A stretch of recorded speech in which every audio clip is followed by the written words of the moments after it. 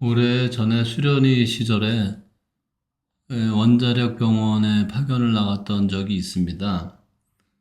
원자력 병원은 부위암을 주로 진료하는 나름의 특성화된 병원이었고요.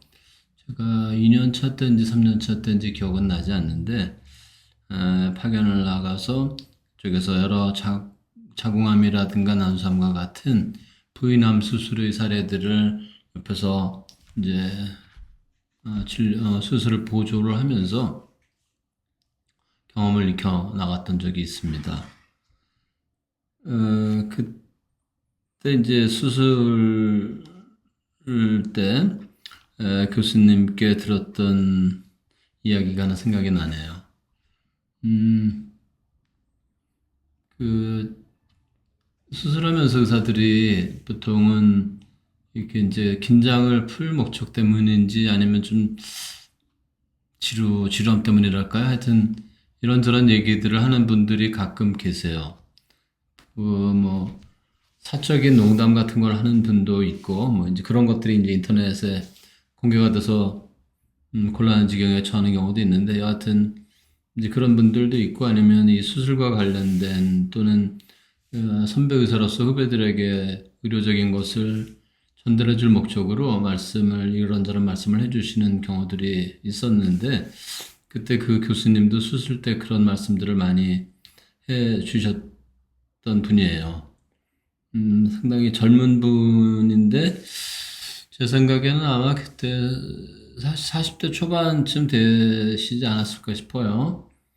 어, 그분은 굉장히 말해서 공격적이고 적극적인 성향의 교수님이어서 상당히 퍼진 부인암도 적극적으로 수술을 시도를 하는 그런 편이었고요.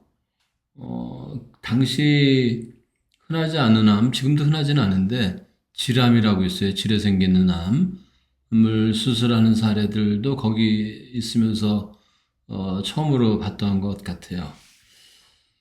그 교수님께서 어느 날은 그런 말씀을 하시더라고요.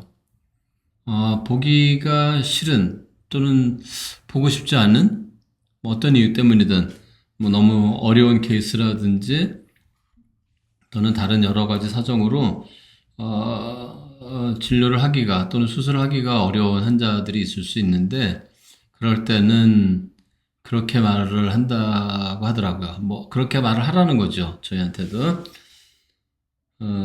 그냥 난 수술하기 싫습니다. 또는 진료를 하기 싫습니다. 이렇게 말을 할 수는 없는 거니까요.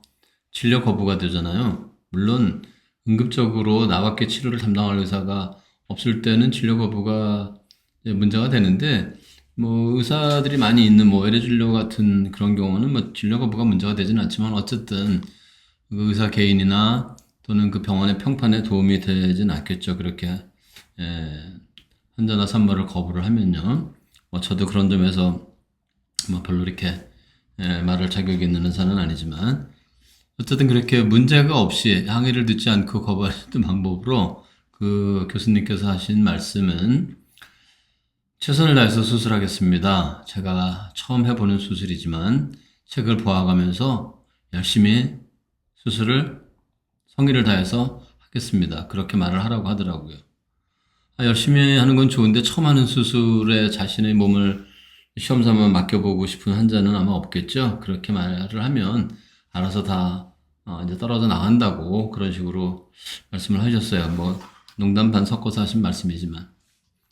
근데 사실 아는 게 아니라 진료를 또는 수술하다 보면 흔히 접해보지 않던 처음 겪는 경우들이 분명히 있죠. 경험이 쌓이면 쌓일수록 그런 예들은 점점 없어지긴 하겠지만 초보자 때는 상당히 특이한 증상을 보거나 또는 해본 적도 없는 어떤 처치를 해야 되는 경우들이 생길 수가 있어요. 그럴 때도 대부분의 경우에는 그걸 감추고 자신 있는 것처럼 이미 많이 경험해 본 것처럼 그렇게 대응을 하죠. 대부분은.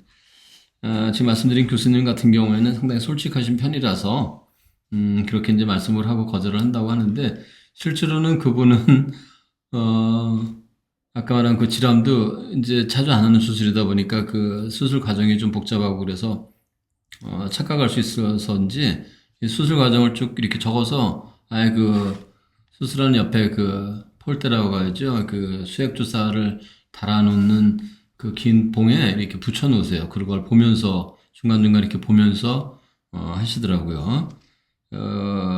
MC들이 뭐 저기 프로그램 진행할 때 긴 프로그램들은 내용을 전부를 외워서 하지 못하니까 이 조그만한 카드에 그 어떤 키워드 같은 거를 적어놨다가 이렇게 가끔 보면서 방향을 잡고 하는 것과 마찬가지라고 생각할 수 있을 것 같아요. 그 책을 보다가 보니까 그런 생각이 나서 말씀드린 거예요.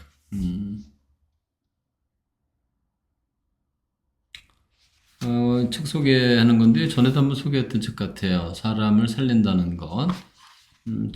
쭉 읽진 않았는데 오늘 눈에 띄어서 한번 봤습니다. 한번 읽어드릴게요. 이 여성은 나의 7번째 환자였다. 확실히 기억난다. 수술실로 들어가기 직전 그녀가 내게 이 수술을 해본 경험이 있냐고 물었기 때문이다. 물론이죠. 이미 6번이나 해봤는걸요. 나는 그녀에게 대답했다. 아, 그럼 됐어요. 그녀가 대꾸했다. 수년간 성과 없는 체중 감소 노력을 시도하던 끝에 위 절제를 하겠다고 우리 병원을 찾아온 젊은 비만 여성이었다. 실은 당시 이 수술이 도입된 지 몇 달 되지 않은 시기였다. 이 여성의 경우 내 동료들의 요청에 따라 수술을 결정한 환자였다. 솔직히 말하자면 나는 이 일에 별다른 열의를 느끼지 않았다. 탈장이나 암 같은 증상을 가진 환자들을 수술할 때면 환자의 운명이 내 손에 달려있다는 사명감이 들었지만 비만에 대해선 그만큼 열정이 생기지 않았다. 게다가 나는 비교적 건강한 체중을 유지하고 있었다. 때문에 비만 환자들의 절박함을 제대로 이해하기도 쉽지 않았다. 물론 고도비만이나 고혈압 환자들의 경우를 포함해 위절제술의 건강상 이점이 널리 알려져 있었고 그런 차원에서 우리 병원 내과의들까지 나서서 이 수술법 도입을 적극 추진하는 추세였지만 말이다. 어쨌든 그렇게 해서 이 수술을 맡아달라는 요청이 나에게 들어온 것이다. 동의를 해놓고도 나는 회의감을 떨쳐내지 못했다. 장기적으로 내가 정말 원하는 일일까? 내가 제대로 이해하지 못하는 증상을 굳이 맡아서 수술하는 게 옳은 일일까? 이성적으로는 환자의 전반적인 건강에 기여한다는 걸 이해했지만 그들의 특수 상황을 전적으로 공감하기는 어려웠다. 이 뒤에도 쭉 그 얘기가 에피소드가 이어지는데, 그 내용을 지금 소개하려는 게 목적인 게 아니라, 이처럼 의사들이 만나서 진료를 담당하거나 수술을 담당하는 환자들이, 첫 번째 케이스라서 좀 난감한 경우거나, 또는 후유증을 많이 남기는 사례들이 흔해서, 좀 꺼려지거나, 이런 경우들이 있다는 거죠. 태어나면서부터 능숙한 의사 명의로 되는 건 아니니까요. 어쨌든 이런 숱하게 많은 경험들을 이제 쌓아가면서 경험 있는 의사가 이제 되어가는 것인데 젊은 의사일수록 이제 이런 상황들에 많이 접하게 되니까 그만큼 고민스럽게 되는 거죠. 그래서 이제 나이가 저처럼 이렇게 나이가 이제 든 경험이 이제 세월이 많이 지난 의사들은 본인이 잘 할 수 있고 하고 싶은 것들만 자꾸 하게 되고 잘 해보지 않은 것들 또 경험이 별로 없는 것들은 자꾸 꺼려지게 돼요. 그래서 점점 어쩔 수 없이 한 분야로 집중이 되어서 그쪽 분야에 특화된 진료만 하게 되는 경향이 생기는 것 같아요. 저는 임신과 출산이 전문이고 이제 그쪽 일은 오래 하다 보니까 어느 정도 나름 자신이 있는데 부인과 종양학 근종의 수술이나 난소 종양의 수술이나 이런 거는 하지를 않아요. 젊은 회사일 때는 종종 했었죠. 그런 수술도. 그러나, 나이가 들어가면서는 안 하다 보니까 점점 자신도 없고 또 나보다 잘하는 다른 의사들이 있는데 굳이 내가 이걸 맡아서 하는 것이 맞는가 하는 그런 회의도 들고 해서 지금은 아예 그런 수술을 하지를 않습니다. 그 외에 미용, 성형 목적의 부인 수술들도 있는데 그런 수술은 어려워서라기보다 어려울 건 없죠. 그런 수술은 비교적 사실 간단한 수술들이 많아요. 쌍꺼풀 수술처럼. 물론 쌍꺼풀 수술이 아주 쉽다는 뜻은 아니에요. 그것도 나름대로 예술적 감각도 있어야 되고 어려운 점이 있을 거예요. 제가 그 분야 전문가가 아니라 잘 모르지만 어쨌든 일반 부인과 뭐 종양수술이나 임신 출산 관련된 진료에 비하면 미용 성형 수술은 여성의학 분야에서 여성 그 산부인과 분야에서 좀 비교적 쉬운 편에 속하는 수술이에요. 그렇지만 이제 저하고는 이제 철학이 맞지를 않아서 안 하게 된 것이고요. 그래서 저는 지금은 임신, 출산 관련된 진료만 위주로 하고 부인과 검진, 뭐 자궁암 검사나 초음파 검사 같은 이제 검진 진료만 주로 하게 되었습니다. 뭐 질염의 진단이나 치료는 모든 산부인과 의사들이 뭐 기본적인 진료 분야니까 그건 당연히 하고요. 그래서 가끔 이제 왜 여기서는 근종 수술을 안 해주시나요? 하고 물어보는 분들이 계시는데, 이제 진료실에서는 자세히 설명을 하지는 않았는데, 이런 사정으로 인해서 이제 부인과 수술은 안 하게 되었다는 점을 그냥 이제 문득 생각난 김에 말씀드려 본 겁니다. 최선을 다해서 수술해 보겠습니다.